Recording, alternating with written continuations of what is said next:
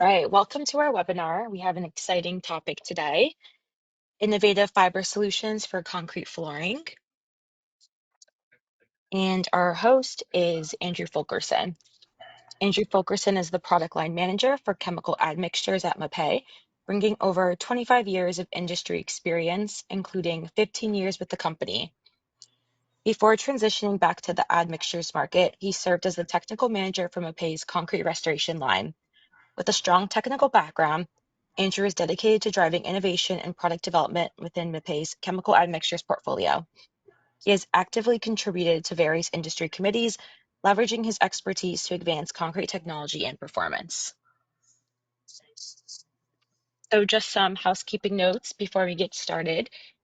We have a question box in the upper right-hand corner where you can drop any of your questions, and at the end, we'll do a Q&A session for Andrew to answer them. We also have a tab next to that one titled Materials. In it, you can see a bunch of different download options, so some of our product catalogs and various brochures about the topics today. We also invite you to register for MyMAPEI. Part of being a member of MyMAPEI is you get exclusive resources such as our eBlast, various updates, and also a more personalized experience on our website. So without further ado, Andrew, the floor is yours. All right, thank you, Brianna. As mentioned, I'm Andrew Fulkerson, the product line manager for chemical admixtures.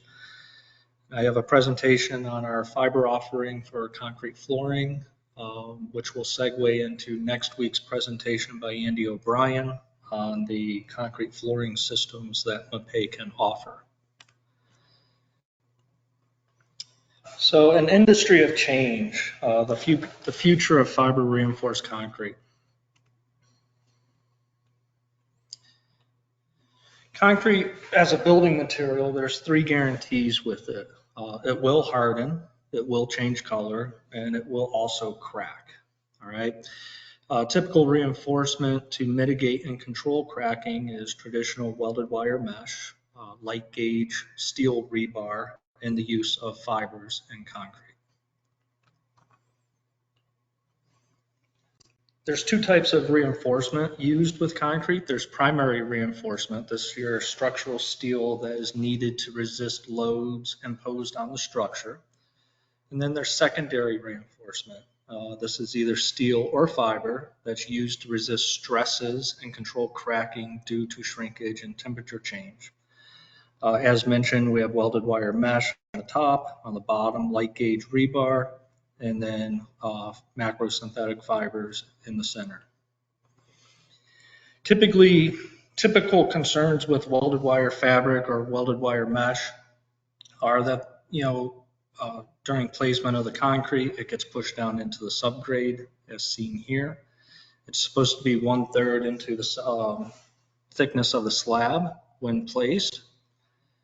Typically that welded wire mesh stays on the subgrade, and it's not really doing anything to give you secondary reinforcement at that point. People do try to pull it up either by hand or with a hooked bar as they go through, and what that causes is where it's pulled up, it's either too close to the surface, it's in the middle of the slab, but the weight of the concrete around it may keep it down on the subgrade on the sides. Welded wire mesh can cause injuries. Sorry for the bloody picture there. And it could also get tangled into equipment that is coming across the slab as seen on the right-hand picture, all causing delays and safety issues. Rebar chairs, soft subgrades, the ready-mix truck backs over them, pushes them down. Your rebar, light gauge rebar, is no longer at the elevation that it needs to be. So with fiber reinforcement, there's a guide. Fiber reinforced concrete, or FRC. It is a mixture of conventional concrete, which is cement, water, coarse aggregate or rock, and fine aggregate or sand, plus chemical admixtures, plus fibers. Okay. There are different types of fibers that are commercially available. There's steel, there's synthetic, which could be made up of one or a blend of polypropylene, polyethylene, polyolefin, nylon, carbon, polyester, aramid, etc. There's numerous types. Then there's natural cellulose fibers, and then there's glass fibers that are alkali resistant. The one thing that you need to be in caution of is not all fibers are created equal, all right? The fiber specification should not call out specific dosage rates, but they should really specify the desired performance and required compliances, whether that's ASTM, European standards if you're out of the country. Fiber alternate shall be macrofiber, steel or synthetic, complying with ASTM C1116, and provide equivalent tensile and or bending resistance to number 4 rebar, grade 60, placed 2 inches from the top of a 6-inch slab or mid-depth in an 8-inch wall. That is an example of how fibers should be specified within specifications. There are 2 different types of fibers. There's micro synthetic fibers, which are secondary reinforcement. They really only help with plastic shrinkage of the surface of the concrete. And then there's macro synthetic fibers, which are used in industrial floor design, primarily to replace of heavier reinforcing configurations, like number 3, number 4 light gauge rebar, and or welded wire mesh. And then the physical characteristics of fibers, length, tensile strength, diameter, are all different when compared to traditional microsynthetic fibers. Typically, microsynthetic fibers are 3/4 of an inch, 1/4 inch, inch and a half, and we can get up to 2 inches and even more with the macro fibers. Dosage calculations are based off of engineering principles for the macrofibers as well. So monofilament microfibers is just one filament of the polyolefin or polypropylene or the blend of the synthetic that's being used. These are for early age crack control, plastic shrinkage cracking, and really is a residential fiber, all right? Your sidewalks, your patios, maybe the basketball court or pickleball court in the backyard. And this is our Mapefibre M product, the M standing for monofilament. We also have fibrillated fibers. These are for moderate crack control, more into plastic settlement cracking, moderate temperature and shrinkage cracking, and they can be used to eliminate light gauge mesh, 6x6 mesh, and this would be designated as our Mapefibre F for fibrillated. Then we have macrofibers. Macrofibers are really for post-crack control, okay? And I'll get into that a little bit later into the presentation. Temperature and drying shrinkage cracking, replacement for secondary steel mesh and bar. The key word there is secondary. It is not used to replace primary reinforcement. MAPEI in the United States, we do have 2 products. That's our Mapefibre ST42 and our Mapefibre ST50 Twisted. So again, the difference between the 2 microfibers and the macrofiber summarized here. Early age cracking and plastic shrinkage. Occurrence time, this is typically going to happen, and regionally this could be off a little bit. Obviously in less humid areas, it's going to happen quicker than in areas like down here in Florida where we have high humidity. It may take a little bit longer. Anywhere between a half an hour to 3 hours from placement of the concrete is when you would start to see the early age cracking or plastic shrinkage cracking. This is caused by rapid water loss, and that rapid water loss dries out that top surface, and then it wants to shrink, and that's where you get your plastic shrinkage cracking. Predominantly during low humidity and high wind conditions, microfibers will reduce the probability of cracking occurring, but under certain conditions will not eliminate cracking completely, all right? And there's other products that you could use, like an evaporation retardant in high wind or low humidity areas to help reduce cracking. Monofilament are for early age crack control. You can see here, off in the right-hand side here, that they're very fine single polymer or single filament fibers. They can enhance impact and surface abrasion resistance. They reduce concrete permeability, and they do increase service life of the slab. Typical applications are residential slab-on-ground, pool decks, sidewalks, shotcrete, commercial slabs on grade can use them as well. Monofilament fibers, they typically have a denier of 6.5 to 7. Length traditionally is 3/4 of an inch. We can get 1/4 inch, 1/2 inch, and 1 inch and 1.5 inch fibers as well, and those are available by special order. They're very fine in diameter, 0.0019 inches, and typical dosage is anywhere between 1/2 pound and 1 pound per cubic yard. Fibrillated microfibers, as you can see on the picture on the right, they're connected. They're almost like a chain, okay? They can be used for replacement of light gauge welded wire, enhance impact, pull out, and surface abrasion resistance. They do reduce concrete permeability, increase service life, and improve grain strength, early age strength. They can be used in residential and light commercial slabs on ground, white topping and overlays, slope stabilization around dams and spillways, architectural precast and ornamental elements, and also within shotcrete. Mapefibre F is typically going to be used in 3/4 of an inch and 1.5 inches. Equivalent diameter is the same as the Mapefibre M at 0.0019. And your typical dosage or industry-wide average is 1.5 pounds per cubic yard. Residential and light commercial slabs, overlays, precast products, slope stabilization, and irrigation drainage systems are typical applications. Again, macrofibers are generally going to be used for post-crack control, and we'll explain that a little bit more as we get into the testing side of this. It is an effective crack control for temperature and dryness shrinkage, eliminates secondary steel, reduce material and labor costs, and we'll touch on that a little bit, increase flexural toughness, increase impact and shatter resistance, and increase service life.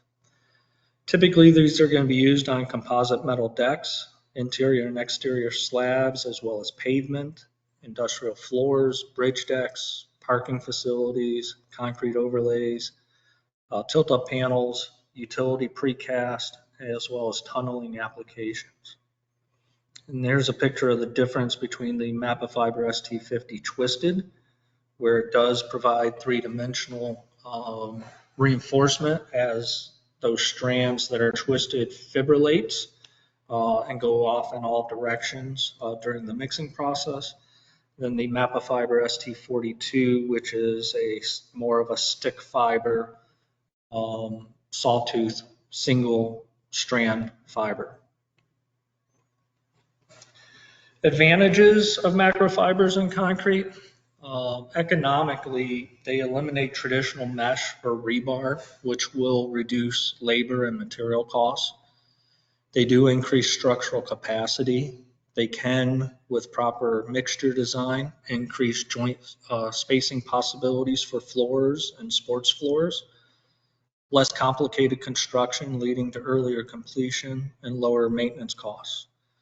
The technical advantages that go along with that is they suppress cracks and spalling, ensure a homogeneously reinforced product.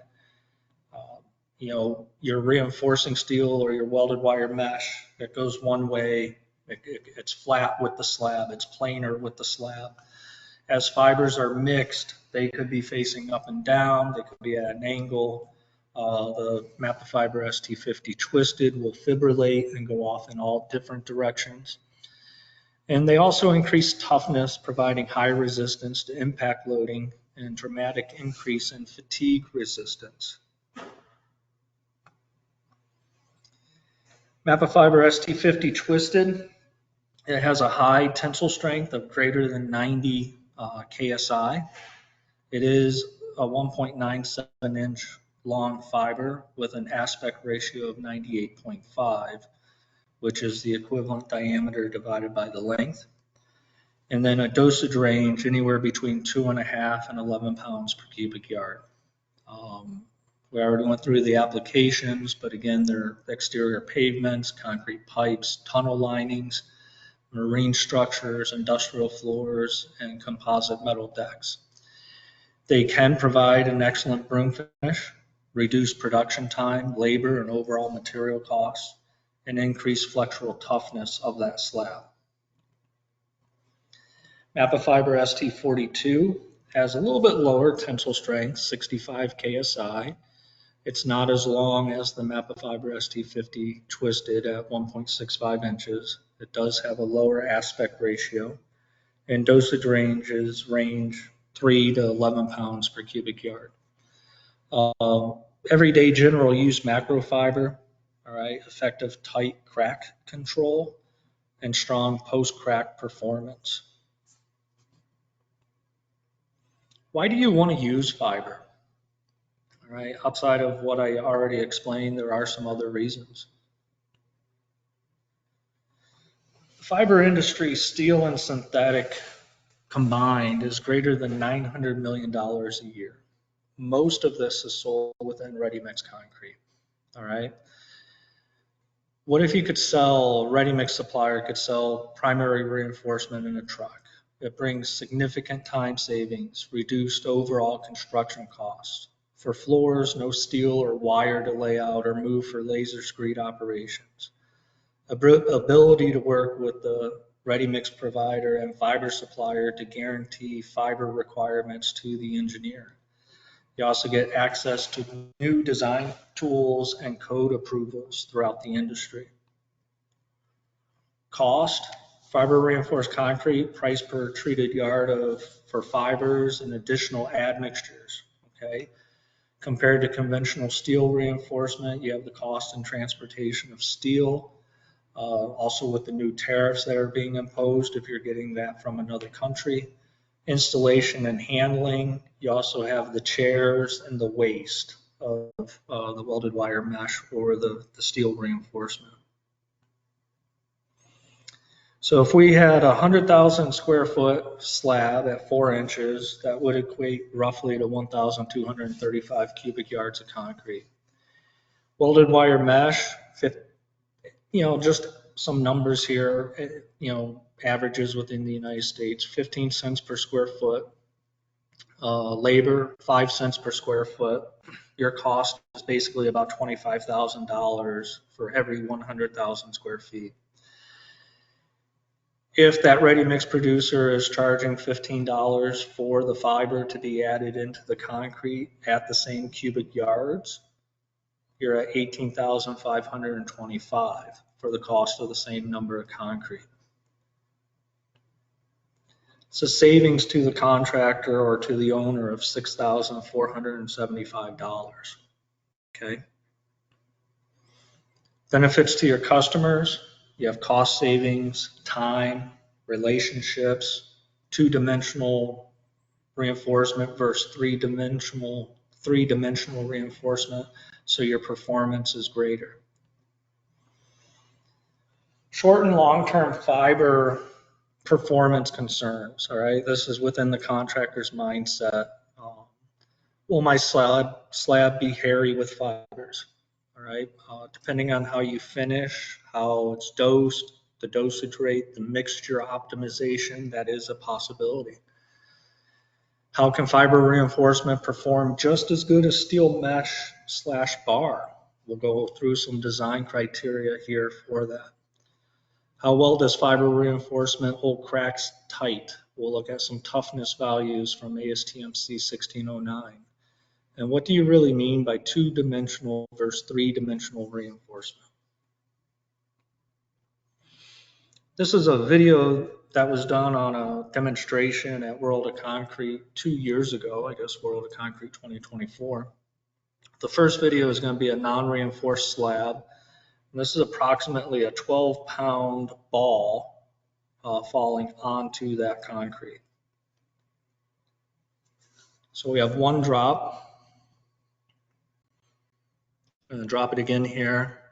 We have two, and the slab of concrete breaks directly in two. Now with Mapefibre ST50 twisted, same size slab, same ball, same demo stage, 5 pounds per cubic yard, this is the result. We got one drop. We have two drops. We have three drops. We start to see a small indentation where that ball is being dropped. 4 drops. 5 drops. And at the end of that demo, there is no cracking within that slab, but there is that dent in the top surface. Okay. What are the applications for fiber? You have to identify these, whether it's exterior flat work, commercial slabs, underground construction, wet precast, overlays, and DOT applications.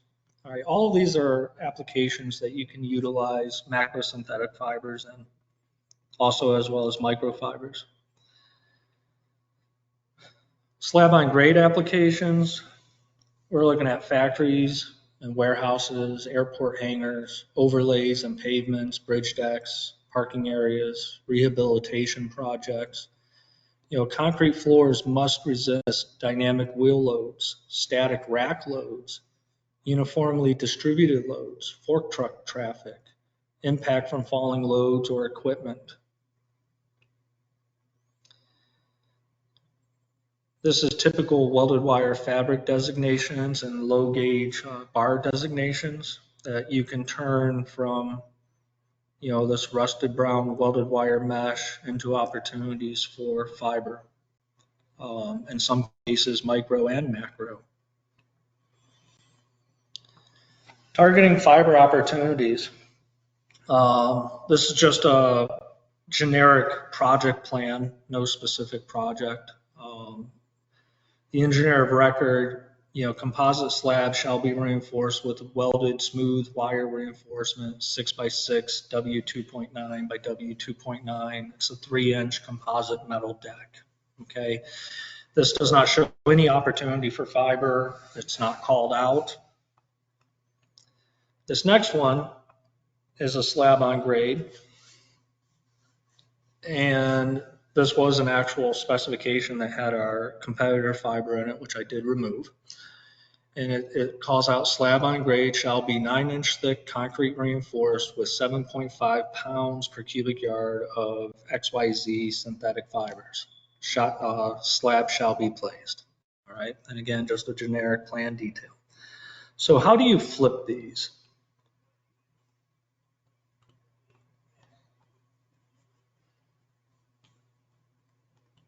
All right.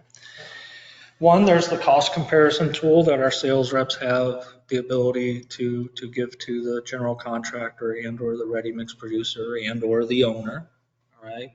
This is a tool, it is an Excel spreadsheet tool that prints this out to go from your traditional steel reinforcement to the use of synthetic macrofiber. And it is you know, you are able to change values for regional approaches here based on cost. It is customizable. This is one way that you can flip those jobs. The other way is designing. All right. Have the right fiber type and dosage been specified for my concrete? The performance trade-off. Again, not all fibers are created equal. Some are going to give you reduce your aesthetic performance. Some will increase your mechanical performance, and some will do the opposite. Some will finish better, but not provide the mechanical performance that you might be looking for. So we do have ACI 360 for the design of slabs on ground. All right. Fibers for actual structural floors. The design principles for micropolymeric fiber reinforced concrete are the same that are used for unreinforced concrete. Macropolymeric fibers provide increased post-cracking residual strength to concrete slabs on ground. The same design principles in 10.3.3 of ACI 360 can be used for macropolymeric concrete as well, whereas with micro it's 10.2.2. You know, as with various fiber manufacturers, MAPEI has developed software that will aid in the design based on, you know, your slab thickness, your joint spacing, your dynamic loading, your static loading, the size of vehicles that are going to be driving over that. So it's not just for industrial flooring, but it can also be used for pavements. What is toughness? We touched on this a little bit earlier. This is from ASTM C1609 testing, where it's the area under the load versus deflection curve, okay? So you have your load on the up-down axis here and your deflection over time on your x-axis. The curve is generated by applying a continuous load to the test specimen and simultaneously recording the load and corresponding deflection at specific time intervals. The area under the curve is the energy that the specimen absorbs as it is deformed, giving you that post-cracking toughness, okay? And this energy is the quantitative definition of toughness. So the measurement of fiber effectiveness begins after the specimen cracks, which is your first peak here of the flexural beam with the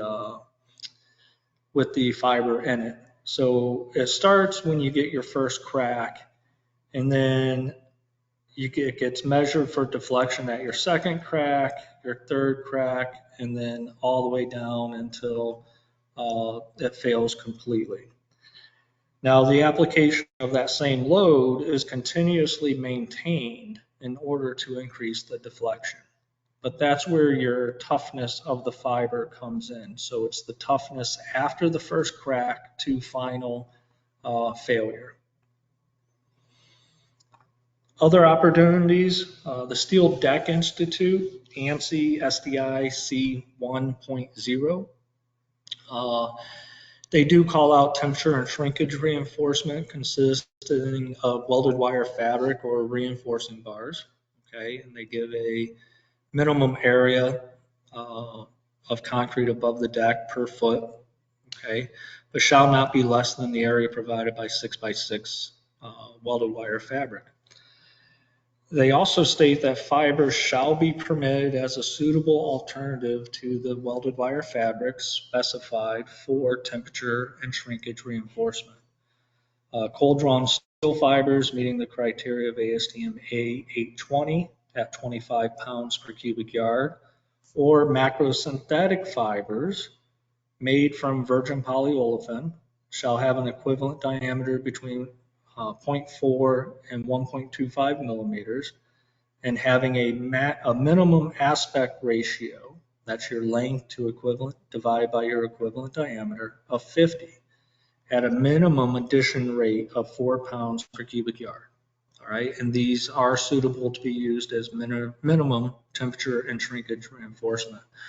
So with that language, it's very simple to go back to that first project diagram that we shown that was calling out the 6x6 welded wire mesh and get the engineer to approve Mapefibre ST42 or ST50 twisted at 4 pounds per cubic yard. These are some other specifications that matter. Exterior concrete pavements, including aprons and dolly pads, reinforced with macrosynthetic fibers. Again, giving out different performance criteria. In this one, post-crack residual strength capacity of 250 psi, measured by ASTM C1399. And then macrofibers are not intended nor shall be permitted to replace structural reinforcing steel without FXG review and approval. However, it also says that microsynthetic fibers and cellulose fibers shall not be permitted. So we do go both ways. You want to look at that specification very, very closely. The National Precast Concrete Association does have a best practices manual. It doesn't really state that macro and microfibers it gives the possibility of using them as replacement for conventional steel. Now, what are the fiber characteristics? All right, slump loss may be experienced. It will be experienced. You do not want to add water, all right? If you add water, you will lower strength, you will increase the potential for drying shrinkage, you will reduce the durability of the top surface and the full thickness of that slab. And then you can get increased potential for drying shrinkage cracking. Key thing to remember is synthetic fibers do not absorb water. They essentially increase the surface area of materials that need to be coated with the paste, and that's why you're going to see a loss in slump. All right. MAPEI representative can assist in optimizing the concrete mixture. This might be, changing the mixture, the paste content in the mixture to have more paste to surround the fibers. That can be done by a mid-range or a high-range water reducer. It could also just be by optimizing the aggregate distribution in the concrete.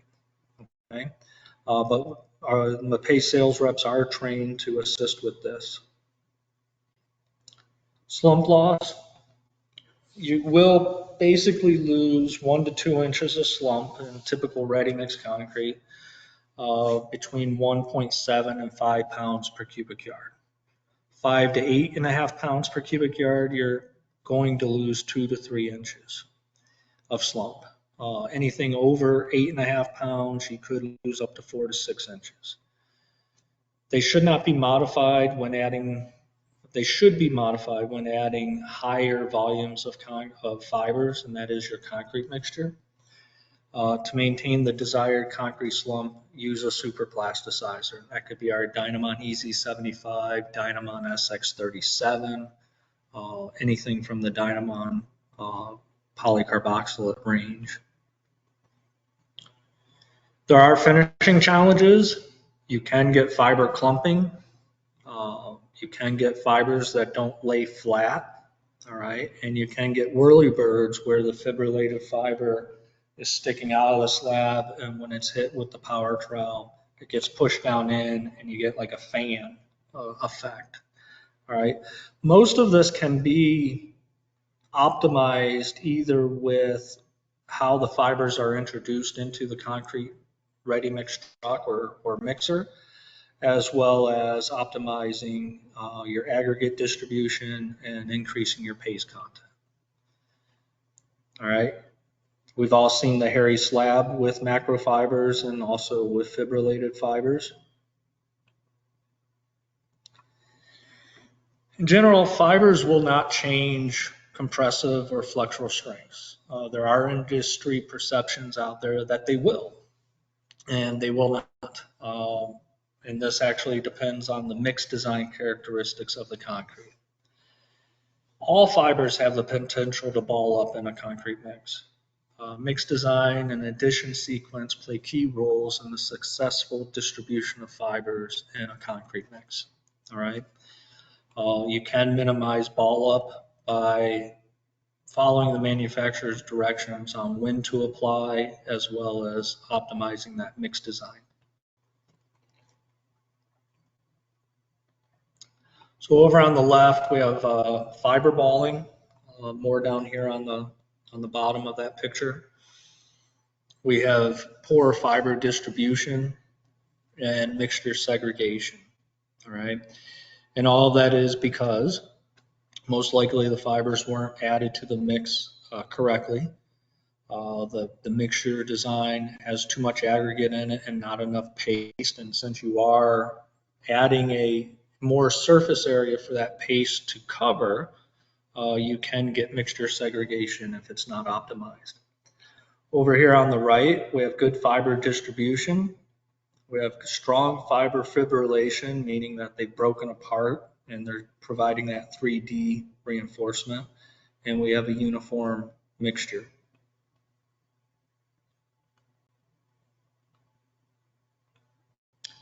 Saw cutting and joints. Does joint spacing change when fiber is utilized? We do recommend that you follow proper ACI recommendations for spacing and cutting. There is design criteria that's needed to increase your joints, and Andy O'Brien will talk about that next week on May 8th. There's many other factors that control joint spacing recommendations. One is your subgrade characteristics. It's the quality of the concrete. What's your sand and stone gradations? Water cement ratio. Are you using supplemental materials such as silica fume, fly ash, slag, as well as site conditions, interior, exterior? How is it being cured? What's the finishing process? All right, all that comes into play with saw cutting and extending joints and spacing of joints. Pumping with fiber. All right, one is you want to minimize the amount of flexible hose when possible. Two is you want to raise the chute above the grate from the pump. All right, if, as on the picture on the left here, if your chute is directly over the pump grate, those fibers will have a tendency to get hung up on the grate. If you have it above the grate, they will fall and fall through the chute or the grate. You can use a rounded grate. All right. I have seen pumps that are affixed with 1/2-inch PVC pipe or even a green garden hose that's cut lengthwise and put over the grates, and that will take that square grate and make it more rounded for the fibers to fall into the pump hopper better. And you should be about 12 inches or more above the grate with your chute from your ready mix truck. All right, and that will allow proper falling of the fibers down through the chute. Fiber reinforced concrete, it's really ideally suited for mass placements where you have laser screeds. FRC in front of the screed significantly decreases the time for placement. All right, so keeping it in front of the screed as the screed is performing screeding. Always be pumping or distributing new FRC there. Power trowels with pans, they tend to provide the best finishes for macrofiber slabs, and that's because the pressure brings up paste while burying the fibers underneath that paste. You will usually leave more fibers at the surface when you're hand troweling, and that's typically going to be at your cold joints and or perimeters, especially on elevated slabs. You do not want to use a tined rake because you will pull the fibers out of the concrete, and that can assist with finishing errors.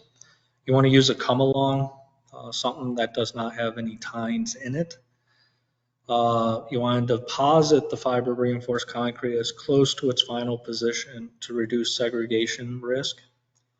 Vibratory and laser screeds work very well with synthetic macrofibers. They help to ensure that enough paste covers the fibers and reduce hairy finishes, especially the vibratory screeds. That's going to push down your coarse aggregate and your fibers and bring more paste up to the top surface. You do not want to overwork during the bull floating process. The more the surface is worked, the more fibers will be visible on the surface. You'll pull them back up to the top surface if you overwork it. When you do use a laser or vibratory screed, you may not need to bull float at all. That's depending on the equipment that you use prior to, as well as the concrete mixture, if it was optimized or not. Start finishing when the bleed water sheen is gone from the concrete and that the concrete can support the finisher's weight. Okay, with a slight surface indentation about 1/8 of an inch or less. Over on the left, that shoe print is way too early, all right? And if you premature finish, you will pull fibers to the surface and result in a poor final finish. This on the right shows the appropriate time that you would want to start finishing. Finishing with ride-on or walk-behind machines, it's recommended to use pans. Pan until torque resistance is observed and the machine is working hard. Okay. A final pass with finishing blades should occur after pan removal. If you do use finishing blades, you want them to be kept as flat as possible before increasing the tilt angle. All right. You don't want to get out there with it tilted immediately. You do want to try to keep them as flat as possible for a couple of passes. And you can get a slab like this, which is Mapefibre ST50 twisted with a hard trowel finish in an industrial use application. If you're brooming for exterior pavements, keep the broom at a 45-degree angle. You only want to pull in one direction. Brooming in one direction, it does create a more uniform appearance and will pull up fewer fibers to the surface. Periodically clean the bristles. Fiber buildup will occur over time, depending on the fiber type and dosage, and this is primarily going to be with the fibrillated microfibers and the monofilament microfibers. The future is fibers. Fiber reinforcement is one of the fastest growing segments of the concrete admixture market today, with over 15% annual growth. And that's from a survey from the Fiber Reinforced Concrete Association. New codes and design documents are coming forward that detail proper practices and procedures for fiber reinforced concrete.